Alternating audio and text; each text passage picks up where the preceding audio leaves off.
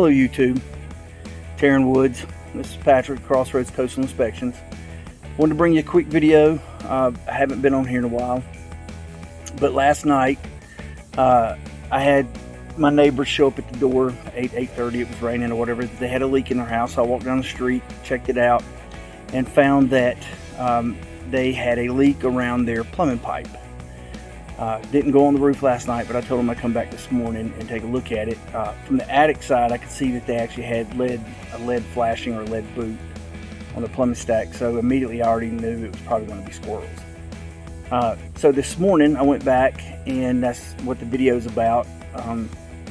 It'll show you what's going on up there, what the squirrels actually do to a lead boot, how they kind of get started, what a lead boot is if you've never actually looked at one. And the temporary fix that I put on it to get the homeowners through the next week while they're out of town, and then they can make a decision if they want to do a permanent fix or a temporary. The temporary will probably last them a while. Typically squirrels don't like tar and cement in their mouth, so they shouldn't be chewing on it for a little while anyway. But that's what the video is about, and I will be back at the end of it to kind of close it out and give you a recap. So enjoy the video. Okay, so here we are. We're up here on the roof now. Get up on my cushion. Turn this thing around so you can see what I see. So here's where the water was coming in. And as I mentioned, the squirrels have pretty much decimated this boot. You can see where they've been chewing on it. They've chewed the top out of it. This right here is actually your plumbing pipe. This right here, when it rains, water gets in behind this lead flashing or boot, and it shows up in your attic like it did here last night. As you can see, this boot, they've pretty much, ain't nothing left to that. This boot would typically fold over in, keeping the water out of this section here. But the squirrels sit up here and sharpen their teeth.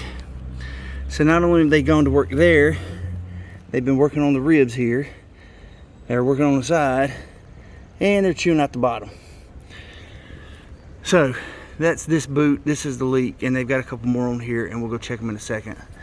It's a fairly steep roof, so I can't do that and video at the same time. But while I'm sitting here, turn to yourself. Hey, good morning, Carl. You may be wondering to yourself, how in the world do squirrels get up here? Well, that's a pretty easy answer. See that tree? They'll come right up that tree, scurry along the bottom here, across whatever they want to do, and they'll sit here. And lead boots at the coast specifically are predominant because they last forever if the squirrels don't get to them. So that house has got a boot on it. I have no idea if the lead's been chewed on or not. I would venture to say no. I don't see gutters that they could go up or downspouts. There's no downspouts on the house, no gutter, and no tree. So that one's probably safe, but you can look. There's lead boots on that one, that house. Lead boots on that house. See, this is what I'm looking at right here. Those lead boots, those little tiny silver spots. Lead boots. Lead boots. So, in the interim till the homeowner gets back, I'm going to tempt this in. I'm going to put some roof cement around it, and that'll probably deter the squirrels from chewing on it, and then I'm going to go check the other ones. But back to my point I was making last night, or yesterday afternoon with the Facebook post. Never hurt to have your roof checked. I mean, for the little bit of money it would cost you to get a roof inspection, would save you probably some interior work. And I have no idea how much that would cost. Anyway, I'm gonna get to this. I will be back shortly. Like I said, I'm just gonna put cement around it. I'm gonna try to close up the boot. It's lead's extremely pliable. Let me back that out just a hair. It's extremely pliable. So you can almost close it up like this. And then what I'll do is I'll put some, you can actually see I can squeeze that whole boot. I'm gonna put some cement around the edges to keep the water out until they make a decision on what they wanna do. I'm pretty sure they're gonna wanna replace it. But we would go back with a neoprene boot. Doesn't last forever, but squirrels won't eat them. So anyway, I'm gonna work on this one, and then I'll be back and I'll show you the end product. I'm gonna try to make it neat, but no guarantees. I'll see you in a second. Okay, so I've put some basically roof cement. I put it on there pretty good, which is gonna stop the leaking for now and should deter the squirrels from coming back to this particular. So you can see I've covered the whole top with roofing cement. Those are little scars on the side. Back out a little bit where they had started, and then down here on the ribs I've covered those completely up where they had chewed through. So is this a permanent fix? No, it's not.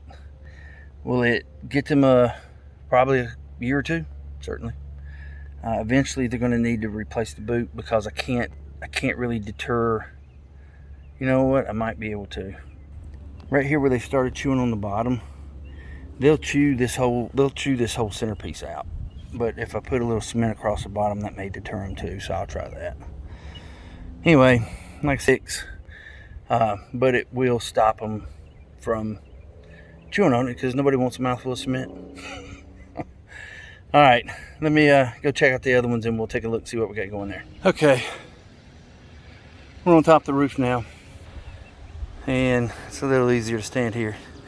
So this is the other boot. The one I just fixed is right there. So now we've come over here, and you can see they've started on it. See the hole? And then you can see where they've started to gnaw on it. It's different colored, but so this one would be next.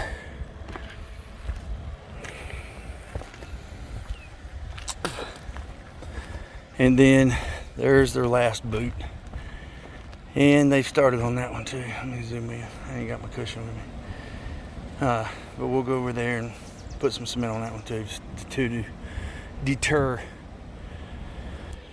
All right, let me get busy here, and it's gonna be the same result as the other one, but I'll come back right quick and conclude the video. Okay, we're over here at the last one now. They've been busy here too. Let's see where they've started to gnaw their way through it. They haven't got down to the ribs yet.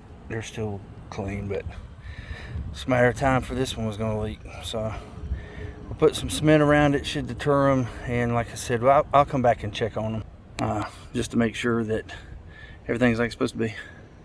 I'll talk to you later. So that's it. And that's exactly what a squirrel will do to your lead pipe boot. And like I said, that's just a temporary fix. It should hold them a while until the caulk breaks down. The squirrels probably don't like the taste of tar and cement in their mouth, so they'll probably won't chew on it for a while anyway. If you're living in Taryn Woods and you would like somebody to take a look at your roof, you can typically see the damage from the ground if you kind of know what you're looking for. Sometimes they'll sit on the higher side of the roof and chew it from the back. I guess it's just easier, more convenient. They can just sit there and have at it. But with hurricane season and the summer rains and stuff, it may be worth taking a look. And certainly the cost of having your roof inspected is not going to be anything near what it's going to cost to get insulation replaced if that's required. At a minimum, sheetrock damage, getting that repaired. So just a thought. Take a look at it. If you're a realtor and you're watching this video and you need a home inspector, I'm available. All my contact information is at the end of this video. Again, this is Patrick Lane with Crossroads Coastal Inspections, and I hope you have a great July, great summer, and I will talk to you soon.